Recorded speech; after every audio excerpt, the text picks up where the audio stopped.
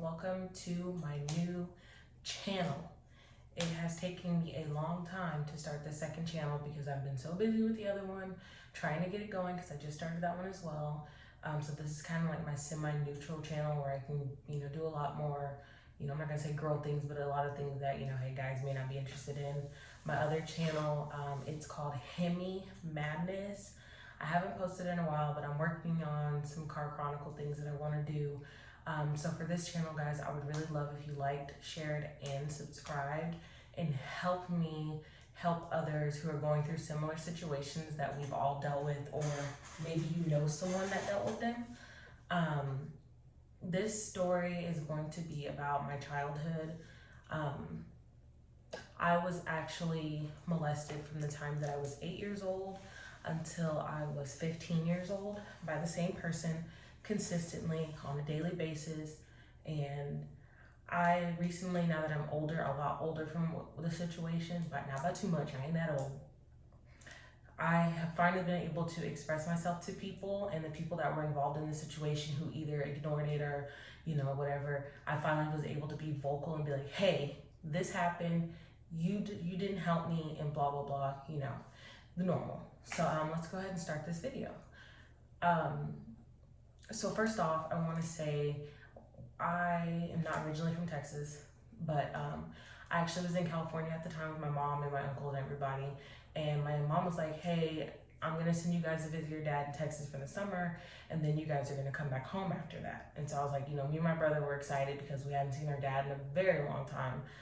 So my dad came on a Greyhound bus and picked us up and drove us, not drove us, but we rode back to Texas. When we first got here, it was my dad, my stepmom, who was pregnant with my younger sister at the time, and my dad's mom, which would be my grandmother, and then her youngest son, which is my dad's brother as well. At the time, he was like 14 or 15 years old. I'm not exactly sure. I wasn't really connected with that side of my family for a while. So we moved into a bigger apartment so that it was a 3-bedroom apartment, and it was just more space because there was a lot more of us, because we ended up actually staying in Texas and not going back to Alaska, where we're originally from, where my mom was going back to.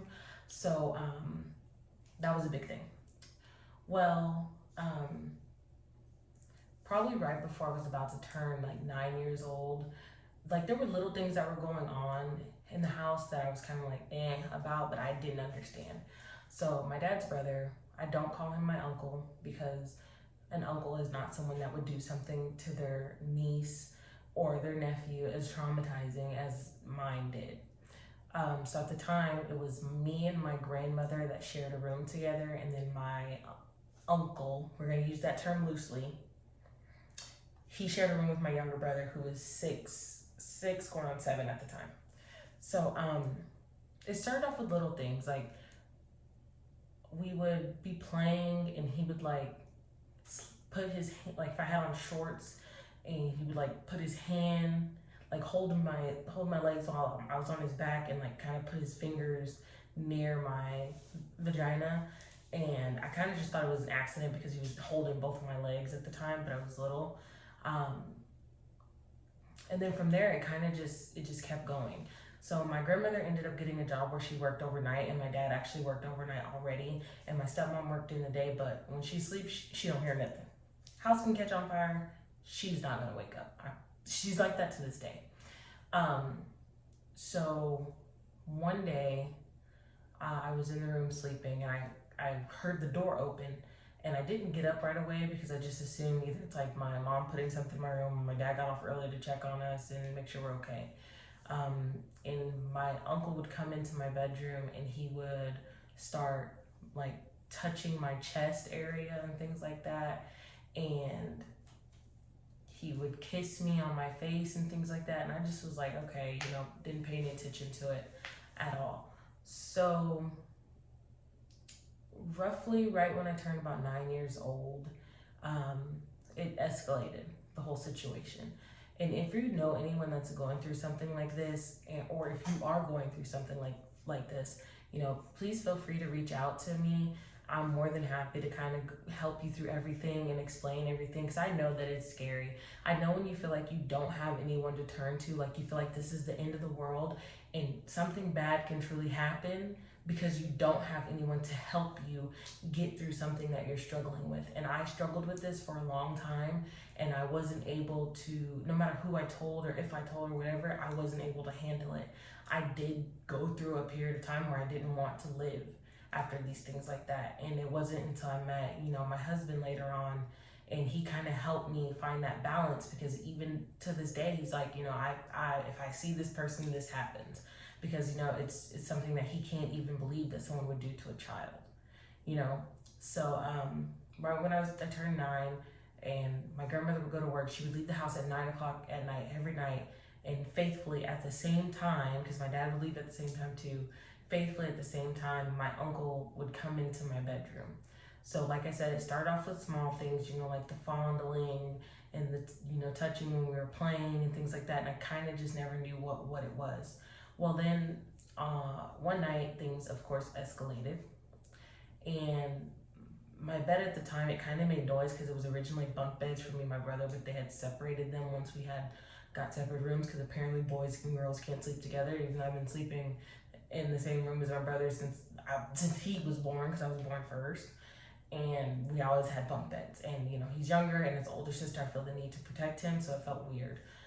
So my bed kind of made a lot of noise, and he came into my room, and he actually tried to climb into my bed, but when he realized that it was making like it was kind of not stable and it was making like a squeal noise, he lifted me off of the bed, laid me flat on my face, like on my chest on the floor, and he would pull my pants down just enough to expose both of my butt cheeks, like right under the bottom part area right there. That's where he would pull them down to. And at 9 years old, you don't know what a penis is. You don't know what cum is. We're gonna get right there. Everybody be explicit, but we're gonna get right there and say you don't know what cum is. You don't know what the ejaculation process is at 9 years old.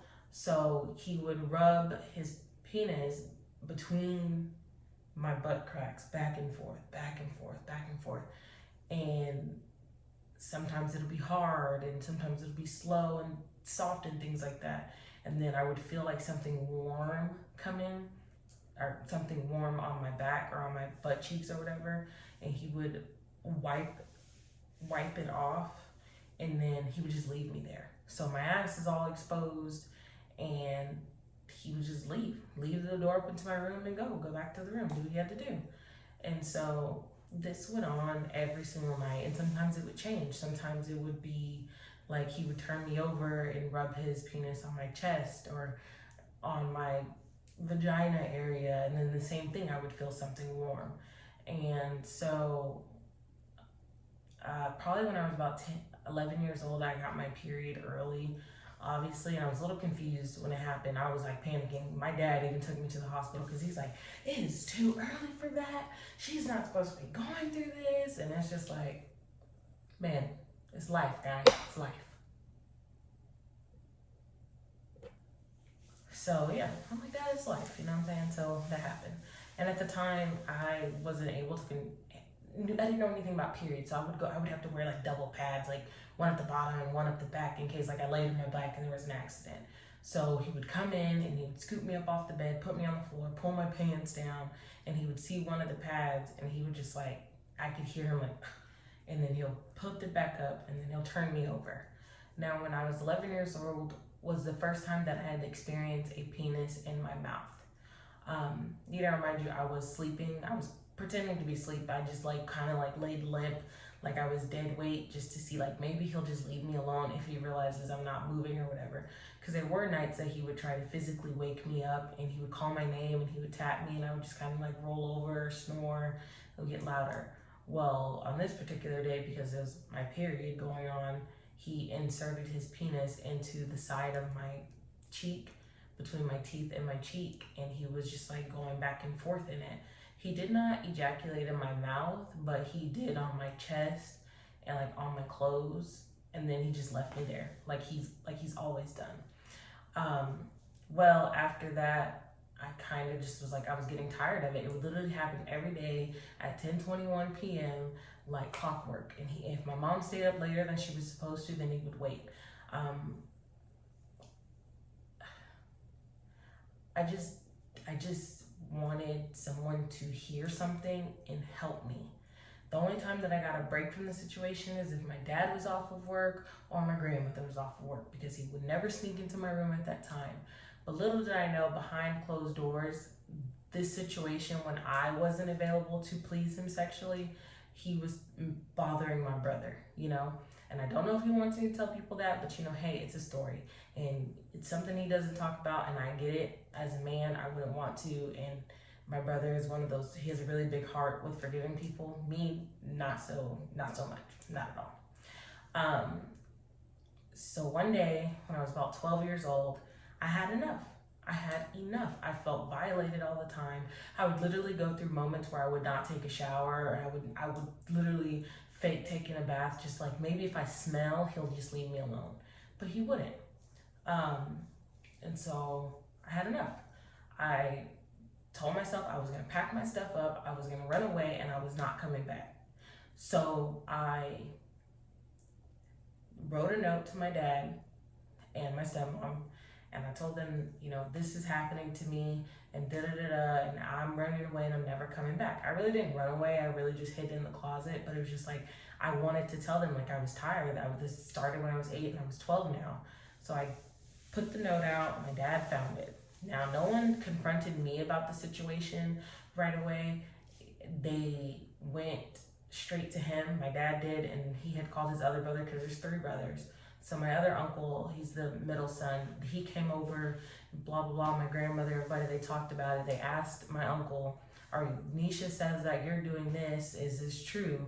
And of course, him denying it, he's like, no, that's not true, I never did anything to her, she's lying, she's making this up, and I don't know why, blah, blah, blah. And so they came to me about it, they asked me what happened, and I told them. Honestly, my dad and my stepmom, my stepmom felt sympathy for me, because obviously she's a woman, so she can understand, but it did not cause them to make them move out. They still lived in the house after that situation. My stepmom allowed me to sleep in her room at nighttime for some nights, but that didn't mean that stopped him from bothering another one of the children in the house, you know what I'm saying? So it was only like a couple of nights that I got to sleep in there, and it was like peaceful. But my dad's mom was very, very, very angry with me. Like, angry beyond words with me about the whole situation, and about saying that her son was doing something that she felt like wasn't true. She did not believe me. I really feel like there was doubt amongst all of them together as a whole, that they didn't believe what I had to say, and they thought I was just making this up. So after that happened, even when I went back to my room after sleeping in my mom's room for a couple of days, he left me alone for like 2 or 3 weeks, because my dad would kind of like pop in random times of the night, coming home, and he would check on me and blah, blah, blah. And my dad, he has like this tall tale sign, and you can tell that he's thinking about something. And I don't think that he knew that he had it. So like, I can tell like he was processing things in his head. And whenever they sat me down and they talked to me, they were like, well, he's doing a lie detector test right now, and it's gonna tell us if you're telling the truth or not. And I was like, that's fine, because I knew I was telling the truth.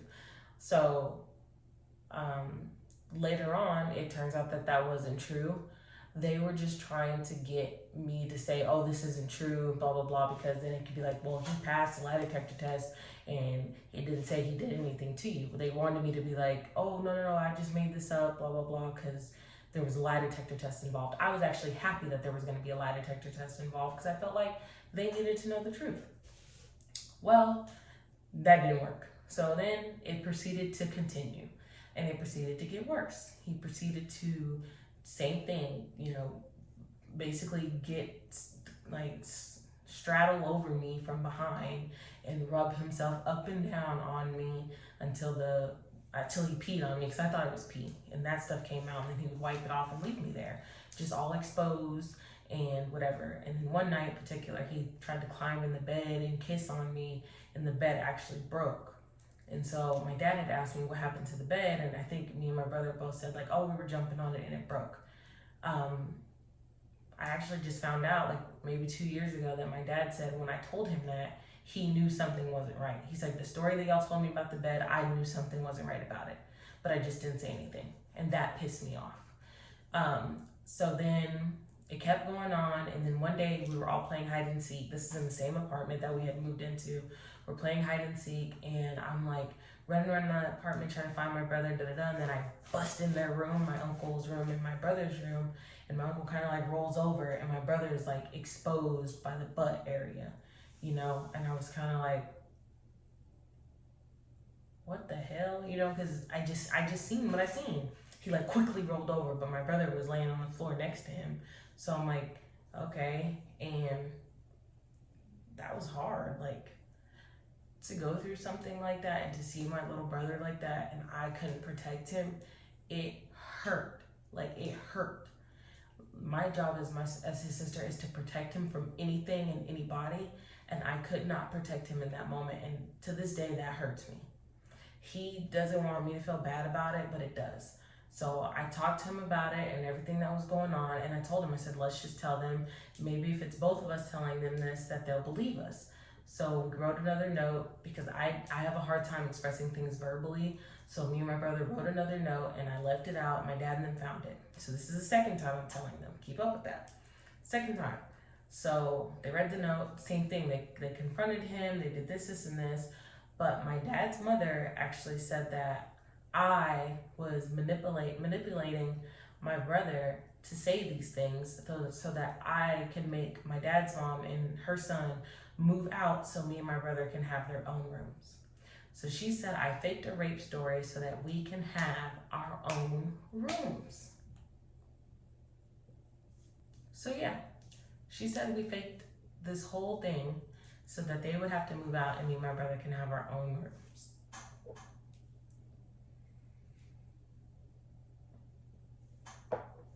Yep, y'all heard me. Apparently, people fake rape stories to get their own room at 12 years old. So it was an aggressive situation from that point on. She made my life a living hell. Everything that she had bought me, everything that she had done for us, she went through all of our stuff, tore everything up, snatched the books up and returned them and blah, blah, blah. Anything that she had bought for us, she got it back and returned it to the store. That's how pissed off she was. And she wouldn't speak to us and she wouldn't allow us to be around. And then she had actually moved. She was gonna move supposedly. So we ended up moving into a house, I think it was in Flower Mound, and again, they came with us. So that whole situation right there, it was just tense and it made me angry and it made me just be like, I told you guys twice already. So we got to the new house and it was the same process. This time the rooms are a little bit closer because it's like I'm right here, my brother's room is right beside mine. So he had easier access to me. So it got to a point where he started to fondle me more with his hands and rubbing in my private area. He didn't insert anything because I was still a virgin at the time, so he didn't want to do anything that would cause attention. Okay, so this goes on for about a year or two or whatever, it continues. And I've had enough again because I'm sick of it. So after the last time that I had told something, I actually was grounded. I was grounded for the whole 5th grade, I believe it was, I was grounded because I told them that I was being molested and they felt like I was manipulating my brother to lie with me, so they punished me. It's like, I can't win for losing. They punished me for telling the truth. So while we're at the house, same thing is going on, and same process, pick me up, put me on the floor, do this and this to me, and just leave me there. And again, I wasn't showering. It got to a point where my dad was like, your moms or someone's gonna have to sit in the bathroom with you and make sure you shower yourself. My dad would smell me every time we got out of the shower, like, oh, you didn't shower, you don't smell like no damn soap, and blah, blah, blah. But I was doing it on purpose because I felt gross. And at that time, I started talking to boys or whatever. I started going to like skating rinks and other little things for like kids my age or whatever. And I wasn't really allowed to go to certain places or hang out with certain people or have a cell phone or anything. So when I got tired and I went to them again, wrote another note and told them, this person is doing this to me and blah, blah, blah. So this time, I guess they got tired of the lie. They decided to call the police, get the detectives involved. I had to do a statement. I had to talk to people and about the whole situation. Well, my dad's mom kept telling my dad that I was making all this up on purpose. I was just trying to get them out of the house. I was being disrespectful, manipulative. I was a liar. I was ungrateful. So she decided to start looking for an apartment to move out. Well, I ended up getting my ass whooped.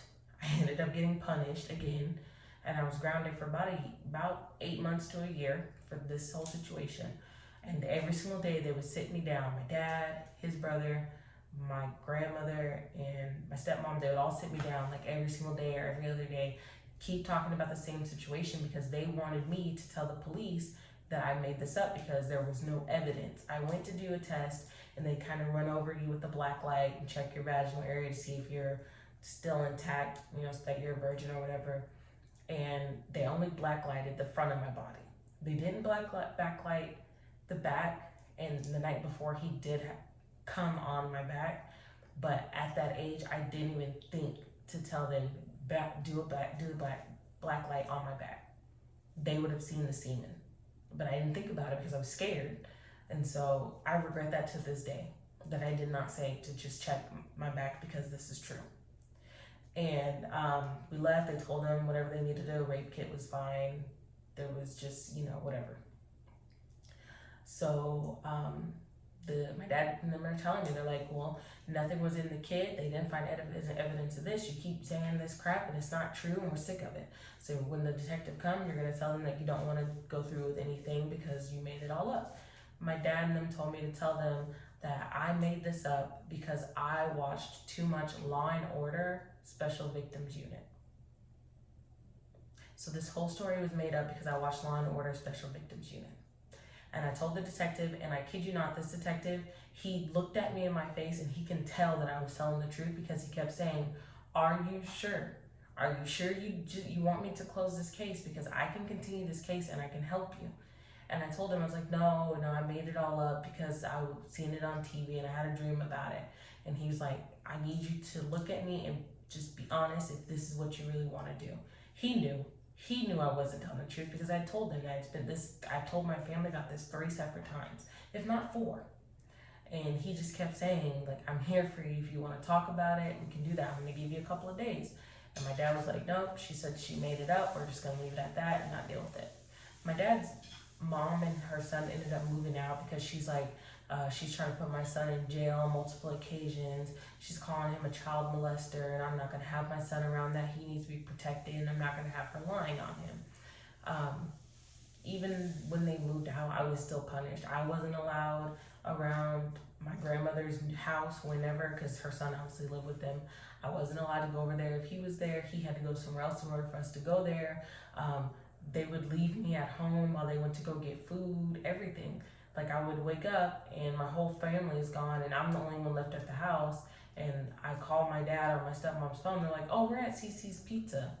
Like, I was literally punished and mistreated and talked bad to, and they talked about me on a daily behind my back, and I could hear them, or I would pick up the other end of the phone and hear them talking about me and like calling me a liar and saying that I'm mentally not stable because I would accuse an innocent man of something like that. And I was like, that's not true. Like, I'm telling you guys the truth. But I just didn't know what to say, and like, that killed me. And then I actually started having sex very young. Very young. So I guess somehow my uncle found out about it. Having sex very young and very early was just because I didn't know anything else. I mean, obviously it's been happening to me for this long in my own life, so this must be acceptable. So once he figured out that that had already happened, that's when he proceeded to insert part of his penis into my body. And he would say, oh, I don't want to get you pregnant. Like, I could hear these things. Never mind you, I'm still faking sleep. But it was just like, oh, I was angry. I was like, this is not happening. So that's when he had left to another state and came back for a little bit, and I was at home sleeping, and I think my brother was gone, my dad and them, but they had dropped him off at the new house that we had moved in that my parents actually bought. They had dropped my uncle off there while I was sleeping, and he literally like snuck in my room, sat at the foot of my bed, and he like touched me, and it scared me out of my sleep. And I was like, oh shit. So then he would like he was talking to me, blah blah blah, and then he like kind of like laid beside me, and it was really early, and I sleep really late, so I was going back to sleep, and the next thing you know, of course, something happened. He didn't finish or do anything like that, which I'm very grateful of, because like I said, it was already traumatizing. Actually, in my freshman year of high school, I was actually sexually assaulted at school. Sorry guys, I got some hair on here or something on my lip gloss. I was actually sexually assaulted at school. So the crazy part is that when that happened, that's another story time. When that happened, my family believed me more with that situation and supported me more in that situation than they did when I was telling them that their flesh and blood was doing this. Their flesh and blood was molesting their children. Their flesh and blood was exposing himself. Your flesh and blood was inserting his penis into your little girl's mouth to please himself while you guys are sleeping peacefully and calling people a liar and punishing people for telling the truth. And that I do not understand. You punish the victim. But anyways, they took me to therapy for that. They took me to either like therapy with myself and therapy with my family, and did other things. They loved on me, like they cried, they were there for me, they held my hand. But you guys couldn't accept the fact that someone in your own family was molesting me, but you can accept the fact that another person assaulted me in high school, at the school, on campus. This was caught on camera, by the way. But that really ate me up my whole life, and I ended up running away when I was about 16 years old, and just never looking back. I was like, fuck this, I'm out of here, I'm not gonna deal with this, and I took off. I was homeless for a while. I was dating someone at the time that people didn't like, so I lost a lot of friendships, a lot of relationships, which sucked. But at the time, you don't think about that, especially because you're so used to a man mistreating you that you're gonna just follow that set everywhere you go. So I was homeless, and that was just that. I didn't speak to my dad for a long time. I would pop up here and there, and it was always just something with them. And I just stopped talking about it. It wasn't until that I was probably about 24, 25 years old that I just like, one day me and my dad were arguing about something very little, and I like blew up. And I was like, you allowed your children to be molested, raped, and mistreated in your own house, and you knew what was going on. And guys, this man looked me in my face and said that he knew in his heart that something was going on. He just didn't say anything. Like, that crushed me. Like, that crushed me, that you knew your daughter was being raped, and that you knew your son had been touched, and you knew these things, and you sat there and you ignored it because you didn't want to upset your mother. Your mother? You didn't want to upset her, I mean? Wow. So that right there, I never looked at him the same after that. I have a big heart, and I forgave him for letting me down and for allowing this to happen and for knowingly do this. I didn't really tell anyone about my things that gone on in my life. My husband does know, and he's very supportive, and he listens, and he respects that certain things are triggers for me, and they cause me, anxiety or depression, or I get really uptight and anxious. So I'm appreciative for that. But my dad and everyone else, that really hurt me. And he still hasn't apologized to me, and he acts like it wasn't a conversation that ever happened, or like the situation was just, I made this up, or he doesn't remember, whatever. But I'm gonna go ahead and log off with this video, guys, because it's probably really long and you probably don't like all the rambling.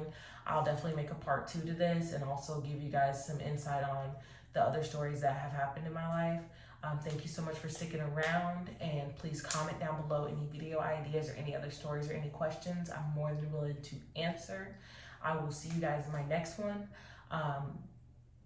And I'm just so grateful, and it feels so good to get that off my chest with you guys, because you are going to be my family, and I feel like I can trust you guys because you'll give me the support the same way I'm going to support you. So I want you guys to have a great night, well, morning now, and do everything you can to be grateful and protect yourself. And I appreciate you guys beyond words, and I will see you guys later. And yeah,